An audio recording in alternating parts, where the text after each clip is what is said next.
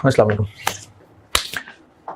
अच्छा जी, अब आप ऐसा करें कि बुक में आए, पेज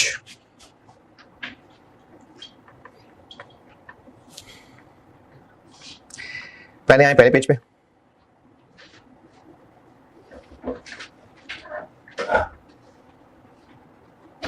रिकॉग्निशन,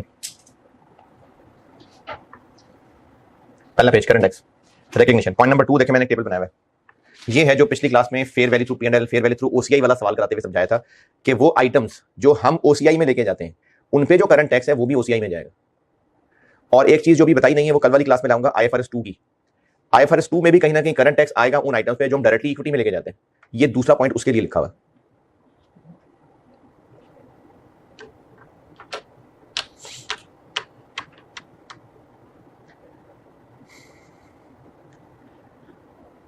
और तीसरा point, otherwise current tax P&L में आता है।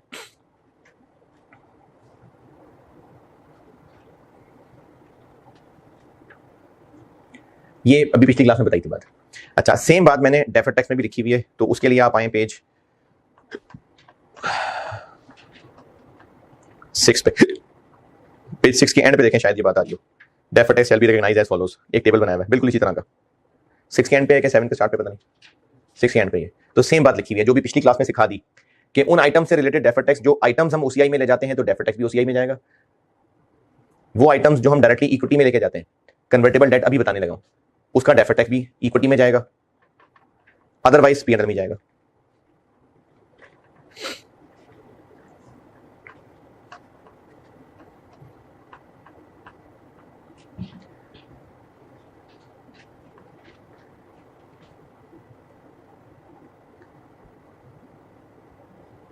ठीक है। अच्छा, अब आए पेज 10 पे।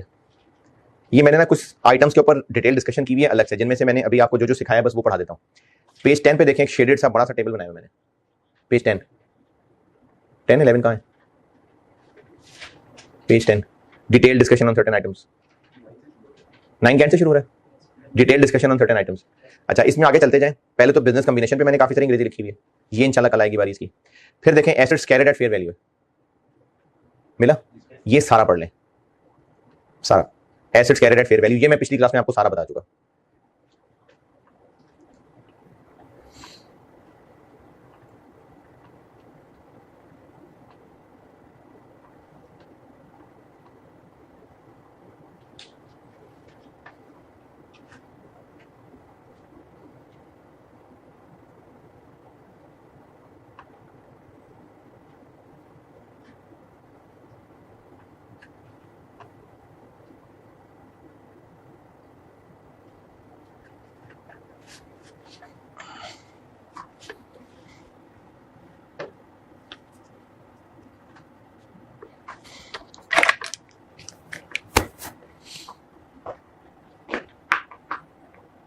जी अच्छा, इससे कोई 2-3 पैराग्राफ आगे मैंने हेडिंग दी हुई है कंपाउंड फाइनेंशियल इंस्ट्रूमेंट्स की, या कन्वर्टेबल दी होगी, कन्वर्टेबल डेट। तो 2 पैराग्राफ इस पे भी लिखे हैं, आगे नजर। पहले समझ लें फाइनेंशियल इंस्ट्रूमेंट्स, बहुत पुरानी बात है, वो कंसोलिडेशन से पहले की। कन्वर्टेबल डेट, अगर हमने कुछ डिबेंचर इशू किए हैं 400 मिलियन के और वो कन्वर्टेबल हैं, तो इसकी अकाउंटिंग का तरीका ये होता है कि जो कॉन्ट्रैक्चुअल कैश फ्लोज हैं, इग्नोरिंग कन्वर्जन, उनकी पीवी निकालते हैं मार्केट रेट पे। जो आंसर आता है मिसाल के तौर पे 330, इसको हम फाइनेंशियल लायबिलिटी बना लेते हैं और जो बाकी है वो हमारा इक्विटी कंपोनेंट बन जाता है। ये कंपाउंड फाइनेंशियल इंस्ट्रूमेंट्स पढ़ाया था, मेरा ख्याल है कुछ 60 लेक्चर पुरानी बात है। और अगर इनिशियल एंट्री करें तो कैश डेबिट 400, फाइनेंशियल लायबिलिटी 330 और इक्विटी कंपोनेंट 70। उसके बाद इस लायबिलिटी के साथ IFRS 9 अमोर्टाइज कॉस्ट वाला ऑनवर्ड सलूक होना शुरू हो जाएगा। ये कंपाउंड फाइनेंशियल इंस्ट्रूमेंट्स IAS 32 में बताया था। अब हम IAS 12 की डिस्कशन करते हैं। जब हम डिवेंचर्स लायबिलिटी को डेफर्ड टैक्स की वर्किंग में लिखेंगे, तो चलो अभी जितना सामने लिखा है उसी की बात कर लेते हैं। डिवेंचर्स की कैरिंग अमाउंट क्या आ रही होगी? 330। टैक्स बेस वो पूरी 400 आ रही होगी। वो टैक्स पर्पसेस के लिए तो लोन 400 का है। तो अब ये जो डिफरेंस आ जाएगा, क्या ये डिफरेंस कहीं P&L में गया? इक्विटी में गया ना, तो इस डिफरेंस की वजह से डेफर्ड टैक्स भी आएगा, वो भी इक्विटी में, इसी में जाके नेट हो जाएगा। OCI में नहीं गया, ये इक्विटी में गया है। तो वो जो कन्वर्टेबल की इनिशियल रिकॉग्निशन पे ही हम इक्विटी कंपोनेंट बना लेते हैं, तो हम उस दिन हमारे और टैक्स वालों में उसी दिन रास्ते जुदा हो जाते हैं। हम लायबिलिटी 330 से आगे तक पहुंचाना शुरू करते हैं, टैक्स वाले 400 से चलाते हैं। तो वो जो इसमें 70 का डिफरेंस आ गया इस इक्विटी आइटम की वजह से, तो उसका डेफर्ड टैक्स भी इक्विटी आइटम ही को जाके खाएगा। तो पिछले लेक्चर वाली बात, हम इस एंट्री में 70 की बजाय इसको नेट ऑफ टैक्स लिखेंगे और साथ ही डेफर्ड टैक्स क्रेडिट करते हैं। ये इस कन्वर्टेबल डेट में लिखा हुआ है और आप ये अंग्रेजी पढ़ के तो प्रैक्टिस क्वेश्चन 11 जबानी जबानी देख लें।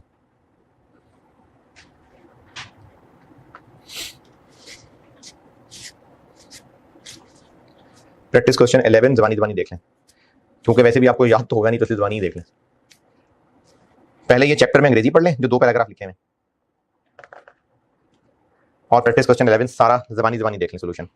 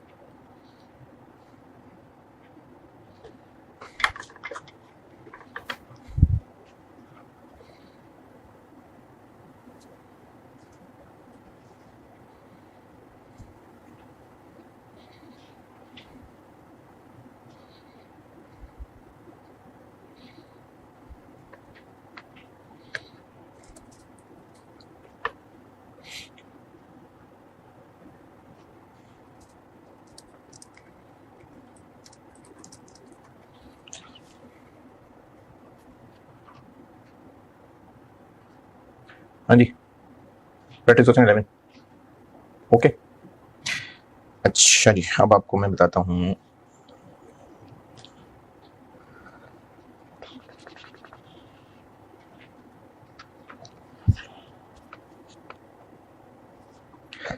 हाँ जी, अब आए आप चैप्टर में, पेज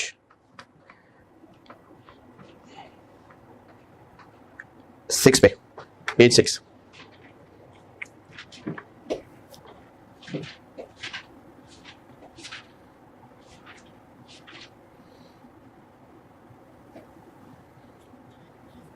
ये जहां मैंने बड़ी सी हेडिंग रिकग्निशन की दी हुई है, पेज 6 के टॉप पे पहुंचे। इसमें एक हेडिंग है डेफर्ड टैक्स लायबिलिटी, उसमें काफी सारी अंग्रेजी लिखी है, और एक हेडिंग है डेफर्ड टैक्स एसेट, उसमें काफी सारी अंग्रेजी लिखी है। पहले डेफर्ड टैक्स लायबिलिटी वाली एक बात बताता हूं। अगर टैक्सेबल डिफरेंस है तो हम बना रहे होंगे डेफर्ड टैक्स लायबिलिटी, लेकिन इसकी कुछ एक्सेप्शंस हैं, उन पे डेफर्ड टैक्स लायबिलिटी नहीं बनानी। एक एक्सेप्शन है गुडविल, वो कल जब मैं आपको कंसोलिडेशन से मिक्स करके बताऊंगा ना आजकल, उसकी रीजन तब बताऊंगा। दूसरी चीज है ऐसा एसेट और लायबिलिटी जिसको टैक्स वाले कभी भी किसी भी नाम से, किसी भी रास्ते से, किसी भी शक्ल में इनकम स्टेटमेंट में लाएंगे ही नहीं। मिसाल के तौर पे, अगर हमने बिजनेस के लिए एक गाड़ी खरीदी, ये जो except to the extent that deferred tax liability arises from, number A goodwill, ये कल बताऊंगा। Number B initial recognition. ये जो सारी अंग्रेजी लिखी हुई ना, इसका मतलब बता रहा हूं, अंग्रेजी पढ़नी हो तो पढ़ लेना, लेकिन इसका मतलब बता रहा हूं। इसका मतलब यह है कि ऐसा एसेट और लायबिलिटी, बल्कि एसेट कह लेते हैं, जिस पे टैक्स वालों ने कभी भी किसी भी नाम से कोई भी इनकम स्टेटमेंट में डिडक्शन अलाउ नहीं करनी। मिसाल के तौर पे हमने एक गाड़ी खरीदी और टैक्स वालों ने कहा कि ये गाड़ी आपने बिजनेस पर्पसेस के लिए नहीं खरीदी, हम नहीं मानते, ये तो सेठ साहब यूज करते हैं, तो उसकी वो कोई डिडक्शन अलाउ नहीं करेंगे। तो हमारी बुक्स में तो वो एसेट आएगा, डेप्रिशिएट भी होगा, लेकिन टैक्स वाले उस पर कोई डिडक्शन अलाउ करेंगे ही नहीं। तो उसकी टैक्स बेस क्या होगी? जीरो। तो जब टैक्स बेस जीरो होगी तो उस पर टैक्सेबल डिफरेंस आ जाएगा, तो डेफर्ड टैक्स बन जाएगा। क्या कॉन्सेप्चुअली उस पर डेफर्ड टैक्स बनना चाहिए? क्यों नहीं? तो ऐसे एसेट को हम एक्सेप्शन कह के अपनी टेबुलर वर्किंग और टैक्स साइड पे कर देंगे। ये मैंने जब आपको कल टेबुलर वर्किंग बताई थी तो उसमें पॉइंट कहा था कि एक्सेप्शन को इस टेबल में नहीं लिखना। दोबारा सुन लें, डेफर्ड टैक्स लायबिलिटी बनाया करते हैं अगर टैक्सेबल डिफरेंस है तो, लेकिन इसकी एक एक्सेप्शन है। एक एक्सेप्शन गुडविल है, वो कल बताऊंगा, और एक एक्सेप्शन ऐसा एसेट जिसपे टैक्स वालों ने कभी भी किसी भी नाम से, किसी भी रास्ते से कोई डिडक्शन देनी ही नहीं है। क्या राइट ऑफ यूज भी इसमें आएगा? नहीं, टैक्स वालों ने वो लीज पेमेंट्स के नाम पे डिडक्शन दे देनी है, तो राइट ऑफ यूज नहीं इसमें आएगा। आज लोग के 2 साल पहले आईएस चेंज हो गया था और राइट ऑफ यूज और लीज लायबिलिटी को उसने इस पॉइंट बी के पॉइंट 3 में कवर कर लिया था। ये 2 साल पहले ऐड हुआ था, उससे पहले ये नहीं होता था। ये उन्होंने राइट ऑफ यूज को कवर करने के लिए अंग्रेजी लिखी थी, लेकिन ये जो बी की सारी अंग्रेजी लिखी है ना, इसका लुबा ये है कि ऐसा एसेट जिसपे टैक्स वालों ने कभी भी किसी भी साल में किसी भी नाम से, किसी भी रास्ते से कोई डिडक्शन अलाउ नहीं करनी, वो एक्सेप्शन होगा, और डेफर्ड टैक्स की टेबुलर वर्किंग करते हुए उसको कर देंगे हम साइड पे। ये मैंने इसमें एग्जाम नोट करके भी लिख दी हुई है। इसी तरह मैंने मिसाल तो गवर्नमेंट ग्रांट की लिखी है क्योंकि आईएएस में गवर्नमेंट ग्रांट की मिसाल थी, लेकिन इसकी मिसाल जनरलाइज कर लेते हैं हम। ऐसी एडवांस इनकम जो हमारी बुक्स में लायबिलिटी के तौर पे आ रही है, लेकिन वो इनकम एग्जाम्प्ट फ्रॉम टैक्स है। Advance income deferred tax asset में देखें, इसी तरह का एग्जाम नोट का डब्बा बना हुआ है। डेफर्ड टैक्स एसेट में इसी तरह का एग्जाम नोट का डब्बा बना हुआ है, उसके अंदर मिसाल क्या लिखी हुई है? Government grant. वो मैंने गवर्नमेंट ग्रांट इसलिए लिखी है क्योंकि उस पर ओरिजिनल आईएएस में गवर्नमेंट का जिक्र है, लेकिन मैं जनरलाइज कि ऐसी एडवांस इनकम, जो हमारे उसमें लायबिलिटी आ रही है, लेकिन वो एग्जाम्प्ट फ्रॉम टैक्स है। तो टैक्स बेस की डेफिनेशन पूरी करें उस पर, तो क्या टैक्स बेस आएगी? एडवांस इनकम आ रही है, लेकिन वो एग्जाम्प्ट फ्रॉम टैक्स है। कैरिंग अमाउंट माइनस वो अमाउंट जिस पे टैक्स नहीं लगेगा तो सारी की सारी पे नहीं लगेगा, तो जीरो हो जाएगी ना, तो टैक्स पे जीरो हो जाएगी। लेकिन उस पर डेफर्ड टैक्स कॉन्सेप्चुअली आना चाहिए, क्यों? तो उसको भी हम एक्सेप्शन कह के साइड पे कर देंगे। ऐसी एडवांस इनकम जो हमारी बुक्स में लायबिलिटी आ रही है लेकिन वो एग्जेम्प्ट फ्रॉम टैक्स है, तो उसको भी एक्सेप्शन कह के साइड पे करना पड़ेगा। तो ये दो एक्सेप्शन के डब्बे याद रख लें जी। अच्छा, एक और चीज ये भी एग्जाम में टेस्ट हो चुकी हुई है, डेफर्ड टैक्स एसेट क्यों बनाते हैं हम? क्योंकि हमें कल को टैक्स में फायदा होगा। कैरेट फॉरवर्ड लॉस पे डेफर्ड टैक्स एसेट क्यों बनाते हैं? ताकि कल को जब हम उसको ब्रॉड फॉरवर्ड लॉस कह के लेस करेंगे तो टैक्स कम बनेगा। लेकिन अगर हमें उम्मीद है कि अगले 5-10 साल हम लॉसेस से बाहर ही नहीं निकल पाएंगे और ये जो अभी का कैरेट फॉरवर्ड लॉस है ये जाया हो जाएगा। क्यों जाया हो जाएगा? क्योंकि टैक्स वालों ने तो 6 साल की लिमिट दे दी। तो अगर हमें उम्मीद है कि कल को हमने लॉसेस उठाने हैं और हम इसका बेनिफिट ले ही नहीं पाएंगे तो फिर डीटीए नहीं बनाएंगे। ये डेफर्ड टैक्स एसेट का लास्ट पैराग्राफ पढ़ लें, ये एग्जाम में टेस्ट हो सकती है, बात हो भी चुकी है। टू द एक्सटेंट वाला, यानी हम डेफर्ड टैक्स एसेट जरूर बनाएंगे लेकिन to the extent that it is probable.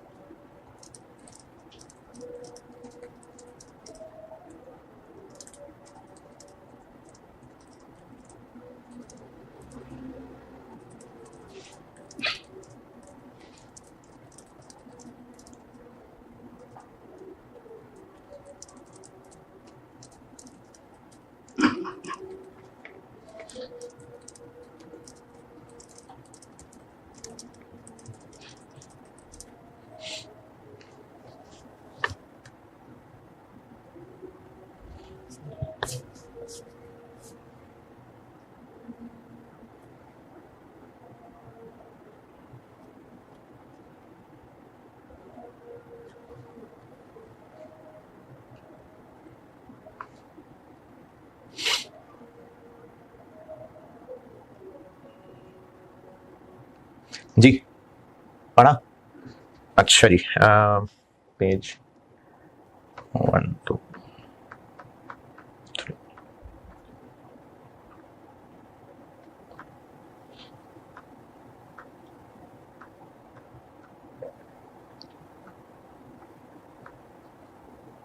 ठीक है, पेज 12 पे आ जाए। पेज 12। अब मैं चूंकि डिस्क्लोजर की तरफ ले जाने लगा हूं, अब इसमें ना थोड़ी सी चीजें सीफैप लेवल की रह गई, यानी आईएफआरएस 2 और मेनली आईएफआरएस 2 और कंसोलिडेशन, वो कल बताऊंगा। तो मैं आपको ना डिस्क्लोजर की तरफ ले जा रहा हूं। तो पेज 12 पे एक बार जरा फिर एक रिकैप देख लें जो हम कल परसों से करते आ रहे हैं और जो आज बता दिया। ये वही टेबुलर वर्किंग जो डेफर्ड टैक्स की बना रहे होते हैं हम। इसके देखिए एग्जाम नोट्स में टिप्स में सबसे आखिरी वाली चीज, जो एक्सेप्शन वाली आइटम है वो भी हम टेबल में नहीं लिखेंगे। और ये जो आखिर में डीटीए का टी अकाउंट बनाया हुआ है, ये वही आप सब कुछ बताने के बाद अब ये शक्ल बन गई उसकी। बीटीसीडी आ रहा होगा, कोई ओसीआई आइटम है तो उस पर टैक्स आ रहा होगा, कोई इक्विटी में डायरेक्टली जाना है जैसे कन्वर्टेबल का था तो उसका टैक्स आ रहा होगा, या आईएफआरएस 2 पढ़ा दूंगा तो वो भी डायरेक्टली इक्विटी में जाना होगा। और फिर बैलेंसिंग फिगर किया करेंगे तो deferred tax expense for the year आएगा। ठीक है, चलें अब डिस्क्लोजर की तरफ आते हैं।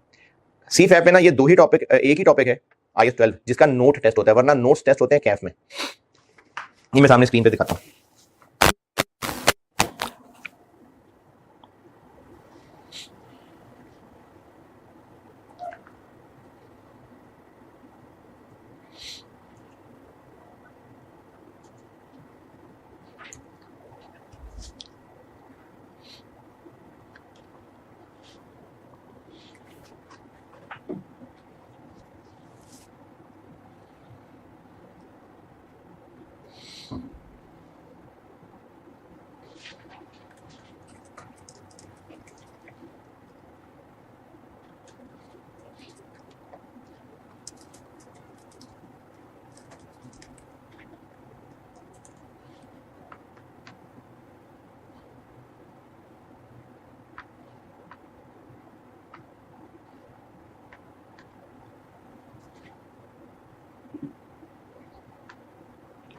अच्छा, ये मैं अभी ना सामने स्क्रीन पे खोलता हूँ, एक लाइन मैंने अभी अमेंड की है, तो वो बुक में हाथ से लिख लीजिएगा। फिर मैं लिखता हूँ, अभी खोलता हूँ।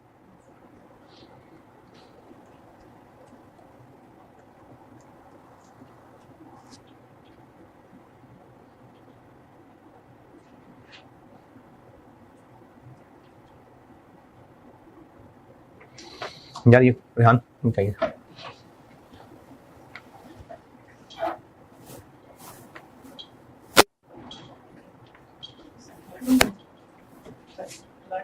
हाँ, ये प्रोजेक्ट खोलना है ना।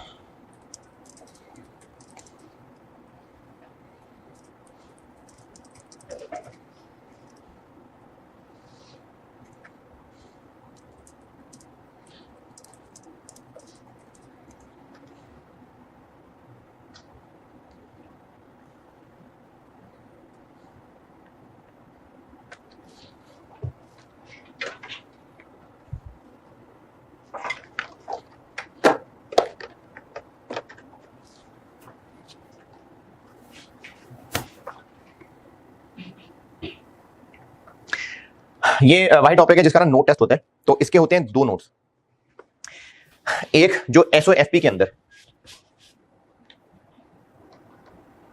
ये जो डेफर्ड टैक्स लायबिलिटी या डेफर्ड टैक्स एसेट है ना, इसने एसओएफपी में जाना है, और ये एसओएफपी में नॉन करंट में आता है। डीटीएल है तो नॉन करंट लायबिलिटीज में आएगा, डीटीए है तो नॉन करंट एसेट्स में आएगा। कंसोलिडेशन के कुछ सवालों में भी देखा था आपने। एक इसका नोट होता है और एक डिस्क्लोजर बनता है वो जो इनकम स्टेटमेंट के अंदर ये एक इसका नोट बनता है, यानी एक नहीं नजर आ रहा, एक जो एसओएफपी के फेस पे डीटीएल या डीटीए आना है एक उसका नोट है, और एक जो इनकम स्टेटमेंट के फेस पे टैक्स एक्सपेंस आना है एक इसका नोट है। दो नोट है, और ये आपको सवाल में पहचानना पड़ेगा कि कौन सा नोट मांगा हुआ है। जैसे अभी मैंने फाइल खोली हुई है तो दिखा देता हूं। ये था जी रिसेंट अटेम्प्ट का IAS 12 का सवाल। Prepare relevant notes on taxation and deferred tax liability, तो दोनों मांगे में। अगर कहता प्रिपेयर नोट ऑन टैक्सेशन तो टैक्स एक्सपेंस वाला, नोट ऑन डेफर्ड टैक्स तो डेफर्ड टैक्स लायबिलिटी वाला। दो नोट हैं, एक एसओएफपी की आइटम है यानी डीटीएल और डीटीए, और एक इनकम स्टेटमेंट में टैक्स एक्सपेंस है। आपको सवाल से देखना पड़ेगा कि वो कौन सा वाला नोट मांग रहा है। इसमें दोनों मांगे हुए हैं।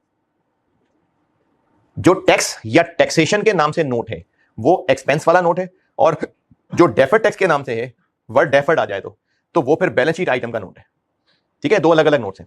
ये मैं आपको, और आईएएस में तो सिर्फ ये कहा हुआ है कि नोट्स में क्या क्या डिस्क्लोज करना है। उसकी जो शक्ल है मुख्तलिफ कंपनीज को सामने रखते हुए, ये मैंने दो नोट्स के फॉर्मेट बनाए हुए हैं। पहले ये देख लें डेफर्ड टैक्स वाला नोट, ये बहुत आसान है। हमने जो डेफर्ड टैक्स की वर्किंग की होती है ना, जो कल से कर रहे हैं टेबुलर वर्किंग, उसमें हमने सारी लाइनें एक एक करके लिखी हुई हैं एसेट्स लायबिलिटीज। किसी पे पॉजिटिव आंसर आ रहा है, किसी पे नेगेटिव आ रहा है। हमने डेफर्ड टैक्स का नोट कह के उन्हीं सारी लाइनों को दो हिस्सों में बांट देना है। पॉजिटिव वालों को अलग कर देना है, नेगेटिव वालों को अलग कर देना। ये वही काम है जो हम अपनी टेबुलर वर्किंग में कर रहे होते हैं। इधर ये जो कल से अब तक वर्किंग कर रहे हैं, किसी पे पॉजिटिव किसी पे नेगेटिव आ रहा है ना, तो जो पॉजिटिव आ रहे हैं उनको अलग कर लेते हैं, जो नेगेटिव आ रहे हैं उनको अलग कर लेते हैं। क्योंकि पॉजिटिव वाले को हम डीटीएल कह रहे हैं और नेगेटिव वाले को डीटीए कह रहे हैं। यही नाम जो हमने वर्किंग में लिखे हुए, PPE, right of use, investment, lease liability, जो भी नाम लिखे हुए उनमें जिस पे यहां पॉजिटिव फिगर बन रही है वो अलग, और जिस पे नेगेटिव बन रही है वो अलग। और चूंकि हम नोट बना रहे हैं तो तमीज से हेडिंग्स आ जाएंगे। Deferred tax comprises of deferred tax liability. इसमें वो लाइनें लिखनी है जिन पे हम एंड पॉजिटिव बना रहे हैं, और इनमें वो लाइनें लिखनी है जिन पे हम एंड नेगेटिव बना रहे हैं। इस साल वाली फिगर्स भी, पिछले साल वाली फिगर्स भी। साल के दौरान डेफर्ड टैक्स अभी जो पिछली और इस क्लास में सिखाया, एक तो ओसीआई आइटम्स पे राइज हो रहा है जो हम ओसीआई की एंट्री करते हुए लिख देते हैं, एक वो कन्वर्टेबल डेट के ऊपर आ रहा है जो एंट्री करते हुए लिख देंगे, और फिर फाइनली सबसे आखिरी काम क्या हो रहा है, P&L जो बैलेंसिंग करके निकल रहा है। ये वो दोनों तीन ही चीजें, और ये हम सवाल के अंदर जब डिस्क्लोजर मांगा हुआ है तो ये वाला कॉलम हम बैलेंसिंग निकाला करेंगे। ये आप अपनी बुक में लिख लेना, ये कॉलम हम बैलेंसिंग निकाला करेंगे। इस साल की वर्किंग से ये फिगर्स उठा के लिखेंगे, पिछले साल की वर्किंग भी शायद करनी पड़ेगी, तभी सवाल में पूछा होगा। तो ये फिगर्स पिछले साल की वर्किंग से उठा के लिखेंगे। फिगर्स कहां से मिलेंगे?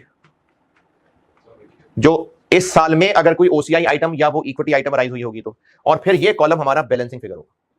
ये डेफर्ड टैक्स का नोट है। अगर आपसे डेफर्ड टैक्स का नोट मांगा गया तो ये नोट है। ये देख लें, फाइल खोली हुई है तो ये देख लें, ये रीसेंट अटेम्प्ट का, ये देखें डेफर्ड टैक्स का नोट बनाया मैंने। इतनी तमीज से नहीं बनाया था, वो तो मैंने ज्यादा तमीज से बनाया है, तो आप ज्यादा तमीज से ही बनाए, लेकिन ओपनिंग, ओसीआई और पीएनएल, ये डेफर्ड टैक्स का नोट है।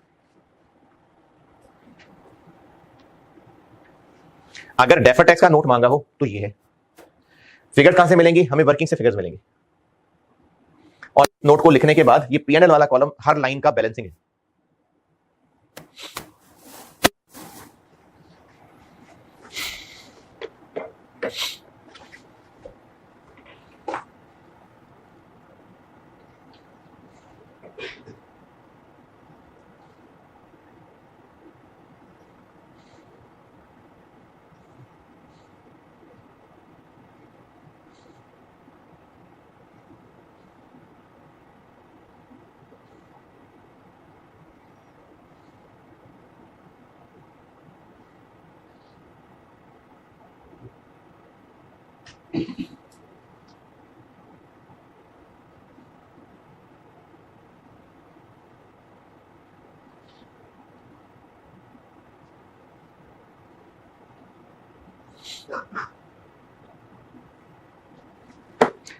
हाँ जी, डेफर्ड टैक्स। अच्छा, अब टैक्सेशन का नोट देखें, ये थोड़ा सा गहरा है और इसमें ना कॉन्सेप्ट समझना बड़ा जरूरी है, क्योंकि मैंने अपनी तरफ से कुछ लाइनें तो लिख दी हैं, लेकिन हो सकता है एग्जाम, मैंने अब तक के पास पेपर्स या जबानी सोच के लाइनें लिख दी हैं, लेकिन हो सकता है कोई ऐसी चीज आ जाए जो कॉन्सेप्चुअली हैंडल करनी पड़े और वो मैं इसमें ना लिख पाया हूं, इसलिए इनका कॉन्सेप्ट जानना बड़ा जरूरी है। इस नोट के ना दो हिस्से हैं।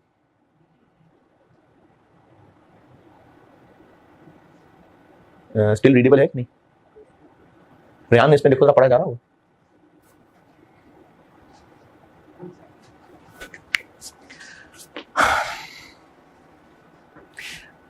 टैक्सेशन यानी जो इनकम स्टेटमेंट के फेस पे आना है, वो दो चीजों से मिलकर बनना है, करंट टैक्स और डेफर्ड टैक्स। करंट टैक्स और डेफर्ड टैक्स। ये जो करंट टैक्स, अच्छा आपके पास किताब होना तो आप ये ऑपरेशन कर लें किताब के साथ, जो मैं बोर्ड पे करने लगा।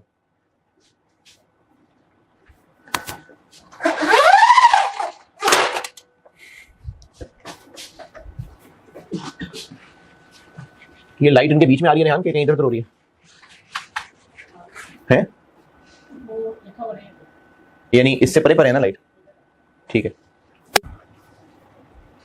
ये अपनी किताब पे कर लीजिएगा काम। अच्छा, एक तो किताब में एक लाइन और लिख लें, ये मैंने किताब छपाने के बाद ध्यान किया था, मैंने benefit arising from previously unrecognised DTA लिखा हुआ किताब में, उससे ऊपर एक ये लाइन और ऐड कर लें, और ऊपर हर क्या करेंगे आप लाइन लगा के साइड पे लिख लें, amount of DTA not recognised in current year, ये भी लिख लें।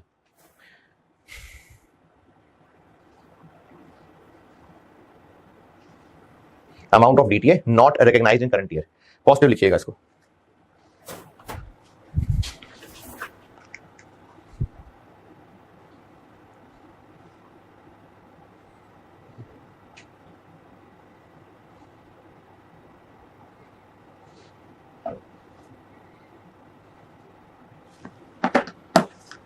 हाँ जी, लिखा। ये वो फिगर है जो हम करंट टैक्स की वर्किंग से निकाल रहे होते हैं।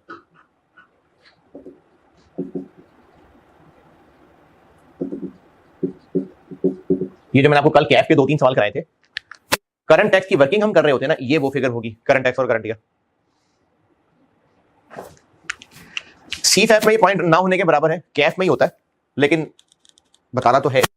ये जो फिगर है ये सवाल में गिवन होनी चाहिए, current tax for prior year. ये क्या होता है current tax for prior year? मैंने बताया था करंट टैक्स पढ़ाते हुए कि पुरानी कोई रिटर्न थी, उस पे टैक्स वालों ने अब असेसमेंट करके हमसे और एडजस्टमेंट मांगी। मांगे भी हो सकते हैं, पुराने वापस भी करने हो सकते हैं, इसलिए पॉजिटिव भी हो सकता है, नेगेटिव भी हो सकता है, आपको सवाल में गिवन होना चाहिए।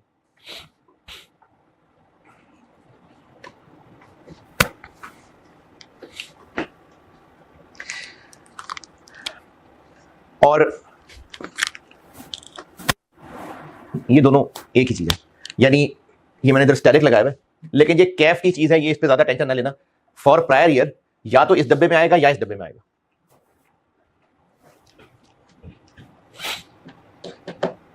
आपको गिवन होगा दोनों में से किसी एक डब्बे में आएगा।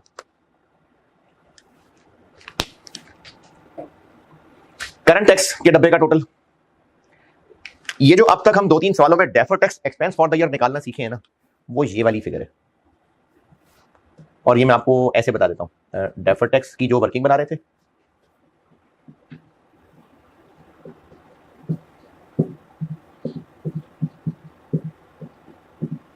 ये जो बैलेंसिंग फिगर टैक्स एक्सपेंस निकाला है ना, ये अब तक सवालों में जो निकाल रहे थे, ये वो फिगर है जो इस डब्बे के बाहर आनी है। ये अभी जो पिछले 2-4 सवालों के अंदर deferred tax expense for the year है, वो इस डब्बे का टोटल होगा।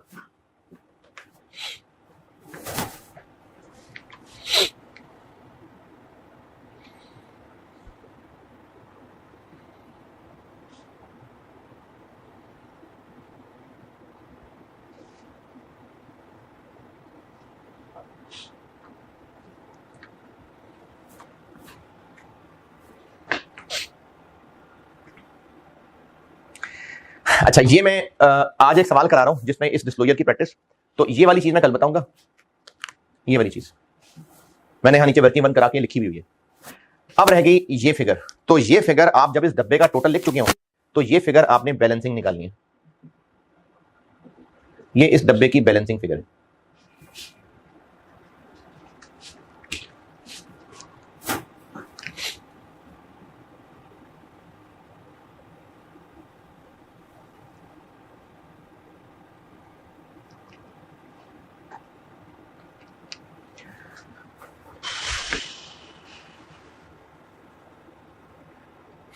हाँ भाई, ये नक्शे बना लिए तो मैं आगे चलूं।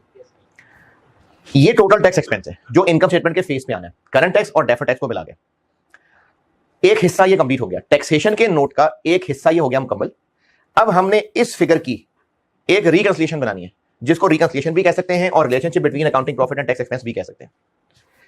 ये एक रिकंसिलिएशन टाइप चीज है। इस रिकंसिलिएशन टाइप चीज क्या स्टार्ट होगा पीबीटी से, पीबीटी यहां लिखेंगे, इस पीबीटी के ऊपर एप्लीकेबल टैक्स रेट लगाएंगे और ये रिकंसिलिएशन स्टार्ट हो जाएगी। पीबीटी लिखकर डबल लाइन लगा दी और इसके ऊपर टैक्स रेट लगाया और हमारी ये रिकंसिलिएशन ये स्टार्ट हो गई।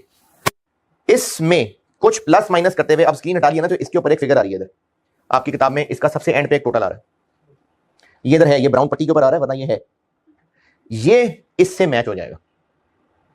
अगर ये रिकंसिलिएशन सही बना ली तो ये इसके बराबर आना चाहिए। ये हमारी रिकंसिलिएशन का एक क्रॉस चेक हो जाएगा कि ये इसके बराबर आना चाहिए। ये इधर जो एंड आंसर आ रहा है इसकी बात कर रहा हूं, ये इसके बराबर आएगा तो रिकंसिलिएशन टैली हो गई। करंट टैक्स का डब्बा, डेफर्ड टैक्स का डब्बा, इसका टोटल टैक्स एक्सपेंस बना। फिर हमने एक रिकंसिलिएशन स्टार्ट की, पीबीटी लिखा, डबल लाइन लगा दी, पीबीटी पे टैक्स रेट लगाया, ये फिगर आई। अब इसमें जो भी प्लस माइनस करना है, इसका जो इधर आंसर आएगा ये इससे मैच होना चाहिए। ये इधर से लाइन उठाई है मैंने।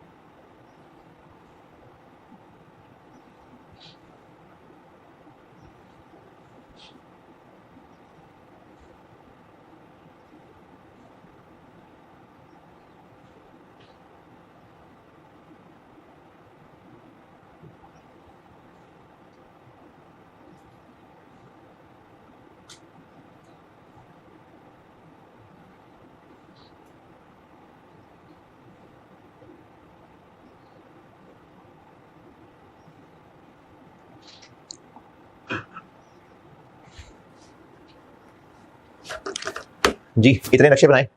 अच्छा, अब ये नक्शों के बगैर मैं स्क्रीन पे दिखा देता हूं।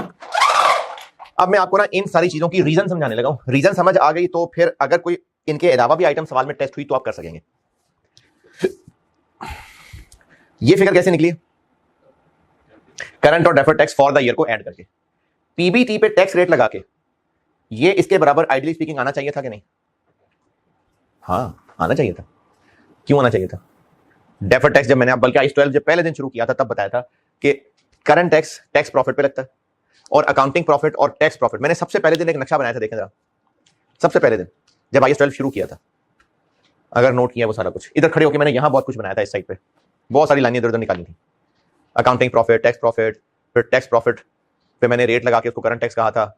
फिर डिफरेंसेस की मैंने दो शाखें बनाई थी। एक डिफरेंस वो था जो टाइमिंग की फर्क की वजह से है, एक वो था जो टैक्स वाले रिकॉग्नाइज ही नहीं करते।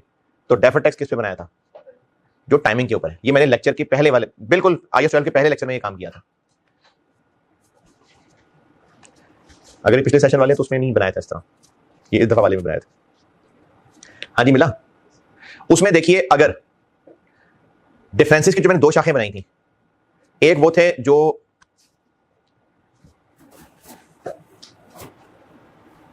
जो डिफरेंसेस टाइमिंग के फर्क है, और एक वो थे जो टैक्स वाले रिकॉग्नाइज ही नहीं करते। अगर वो आइटम्स हो ही ना जो टैक्स वाले रिकॉग्नाइज नहीं करते, जो कि मैंने 4 एग्जांपल्स बताई थी जब डेफर्ड टैक्स सिखाया था, उन 4 में से पहली 3 में से कोई भी चेक कर लें, पीबीटी पे टैक्स रेट लगाएं तो आंसर कितना आ रहा है? जो मैंने आपको 4 एग्जांपल्स लेके डेफर्ड टैक्स सिखाया था, उन 4 में से पहली 3 कोई भी मिसाल, कोई भी ईयर, पीबीटी पे टैक्स रेट लगा के चेक करें।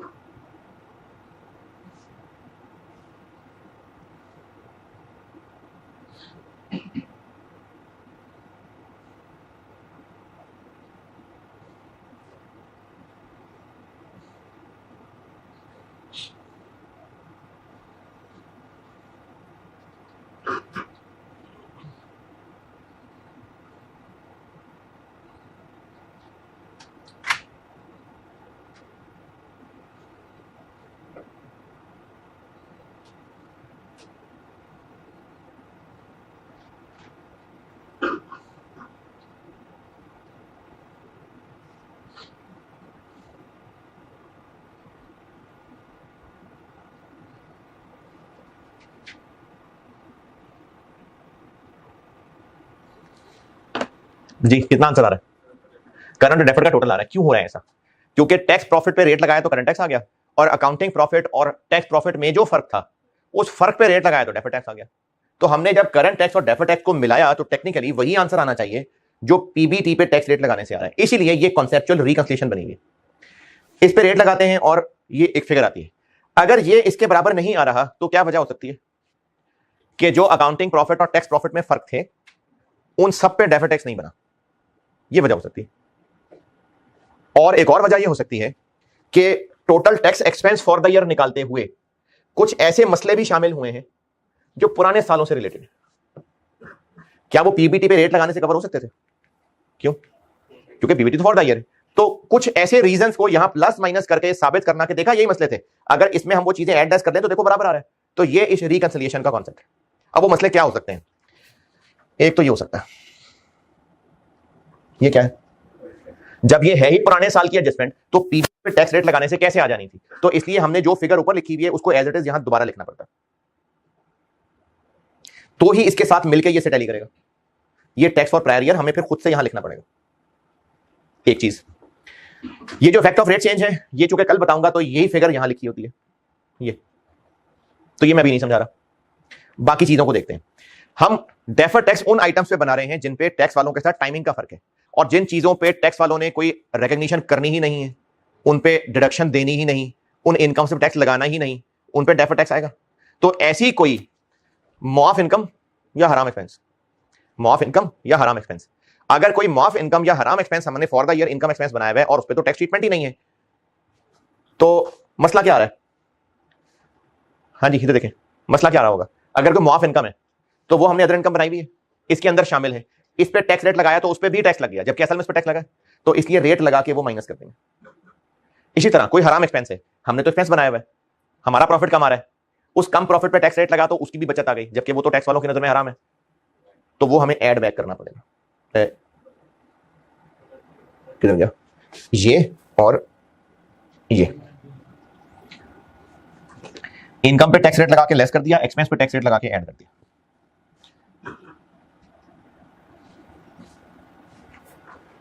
और क्या फर्क हो सकता है? और ये फर्क हो सकता है कि पिछले साल हमने कुछ डेफर्ड टैक्स एसेट बनाना था, वो तब नहीं बनाया था। क्यों नहीं बनाया था? तब हमें हालात नहीं लग रहे थे कि उससे फायदा मिलेगा। यानी पिछले साल 40 मिलियन का कोई कैरी फॉरवर्ड लॉस था, पिछले साल कोई कैरी फॉरवर्ड लॉस था 40 मिलियन का, 40 मिलियन का कैरी फॉरवर्ड लॉस था, इस पे डीटीए बनना चाहिए था। क्यों नहीं बनाया होगा? हमें तब फ्यूचर में उम्मीद नहीं होगी, तो तब डीटीए नहीं बनाया।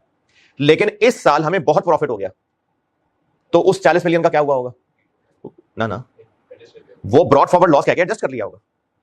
इस साल हमने उसका बेनिफिट ले लिया होगा, तो इस साल उसका बेनिफिट ले लिया होगा जब पे उस पर डीटीए बनाया नहीं हुआ था। तो इस साल हमने जब उस पर अचानक से बेनिफिट ले लिया होगा तो करंट टैक्स कम आ रहा होगा। इसलिए हमें वो डीटीए जो पिछले साल नहीं बनाया था लेकिन उसको इस साल क्लेम ले लिया, वो हमें यहां माइनस करना पड़ेगा। अच्छा पिछले साल चलते हैं। पिछले साल उस पर डीटीए बनाना बनता था, नहीं बनाया, बना लेते तो ये फिगर कम आ रही होती, नहीं बनाया तो ये ज्यादा ही आ रही है, इसलिए हमें वो फिगर ऐड करनी पड़ेगी।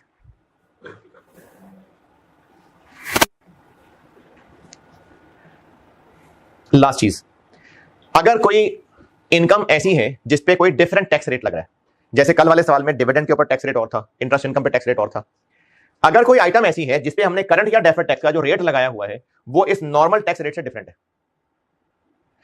तो इसके ऊपर लेट्स से डिविडेंड पे 10% है डिविडेंड इनकम, इसके अंदर डिविडेंड इनकम शामिल है, इस पे 30% लगा लिया, तो उसमें शामिल डिविडेंड इनकम पे भी 30 लग गया, जबकि असल में तो उस पे 10 लगा हुआ, तो 20 ज्यादा लग गया, वो 20 माइनस कर देंगे। मैंने यहां ब्रैकेट से नहीं लगाया कि डिपेंड करता है कि ज्यादा है, तो अगर ज्यादा उस पर रेट लग गया हुआ है तो माइनस कर देंगे, कम लग गया हुआ तो ऐड कर देंगे।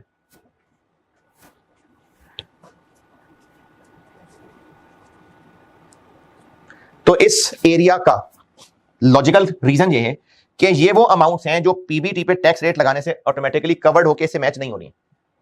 हम अगर इसके लिए कुछ की पॉइंट्स याद रखना चाहें तो ये याद रख सकते हैं, या तो पिछले साल से रिलेटेड कोई एडजस्टमेंट होगी जो ऊपर डली है वो डालनी पड़ेगी, या फिर टैक्सेशन रेट्स के फर्क होंगे, या कोई मॉफ इनकम और हराम एक्सपेंस होगा।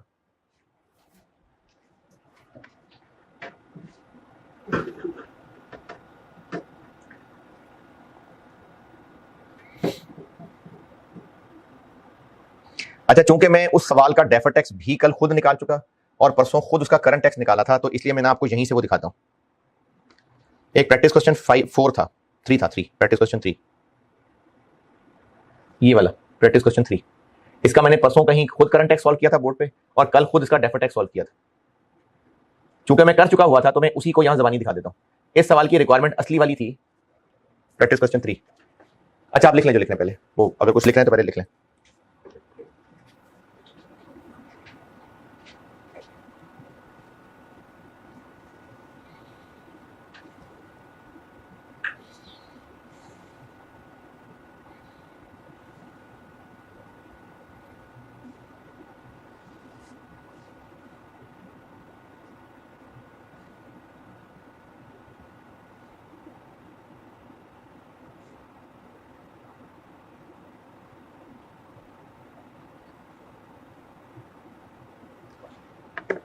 लिख लिया? अच्छा ये एक सवाल था प्रैक्टिस क्वेश्चन 3, इसका मैंने परसों करंट टैक्स निकाला था, कल इसका डेफर्ड टैक्स निकाला था, और इसकी असल रिक्वायरमेंट देखें क्या है, टैक्सेशन का नोट है, टैक्सेशन का नोट। चूंकि मैं ये दोनों चीजें कैलकुलेट कर चुका हुआ हूं इसलिए मैं इसको सोल्यूशन से ही दिखा रहा हूं।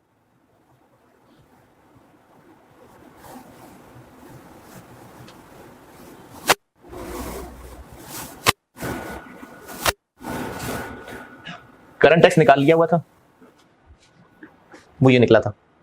फिर लास्ट पैराग्राफ था जिसमें पुरानी रिटर्न का एक मसला बताया हुआ था, टैक्स वालों ने एतराज किया था और हमें फिर उस पर टैक्स देना था गवर्नमेंट को, तो वो करंट टैक्स और प्रायर ईयर आ गया।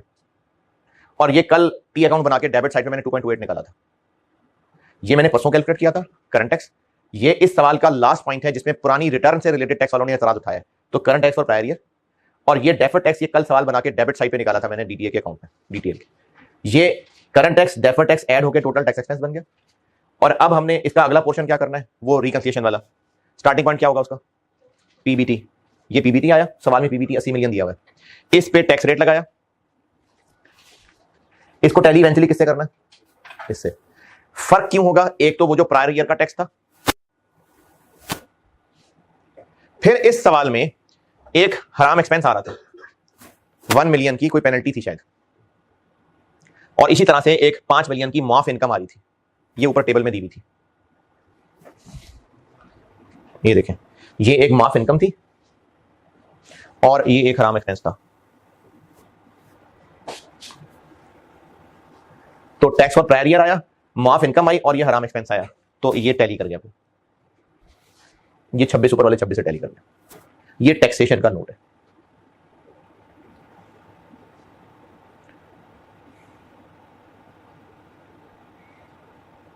हाँ जी,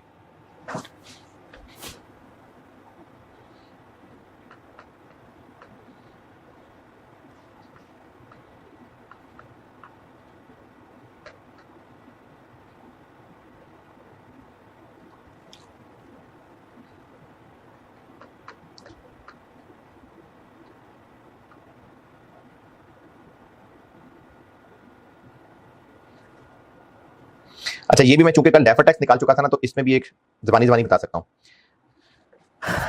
5 मिलियन की डोनेशंस थी जो टैक्स वालों ने अलाउ नहीं करनी थी, हराम एक्सपेंस,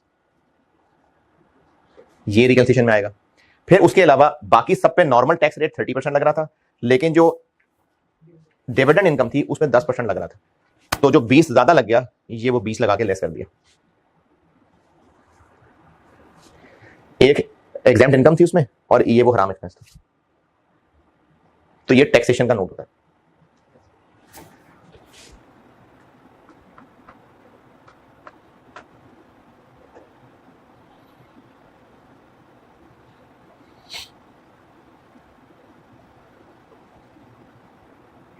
अच्छा ये एक ना कैफ का सवाल है, अगर हिम्मत करते हैं तो बोर्ड पे करा देता हूं, खुद ट्राई करना है तो खुद ट्राई कर लेना।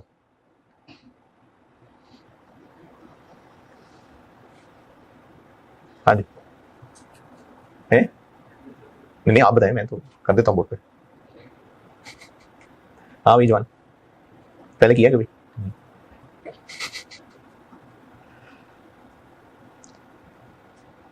ये प्रैक्टिस क्वेश्चन 8 है, प्रैक्टिस क्वेश्चन 8।